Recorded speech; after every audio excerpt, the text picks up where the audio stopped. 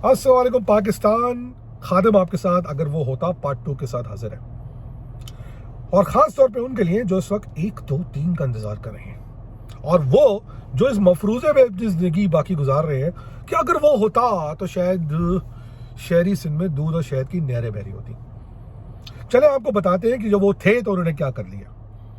उनके होते हुए हैदराबाद पक्का किला के मैसेकर के 300 शहीदों को आज तक इंसाफ नहीं मिला और वो कई दफ़ा हुकूमत में बैठे रहे, बल्कि उन्होंने उस मैसेकर करने वालों को झप्पियाँ डाली और उनके साथ इत्तेहाद करके आज सिंधु देश बना रहे हैं, उनसे माफिया मांग रहे हैं। उनके होते हुए हैदराबाद मैसेकर वालों को इंसाफ नहीं मिला, उनके होते हुए अलीगढ़ कस्बा कॉलोनी वालों को इंसाफ नहीं मिला, उनके होते हुए 92 से 99 तक हज़ारों मुहाजिर शहीद कर दिए गए और वो मुत्तहदा पाकिस्तान बना के बैठ गए।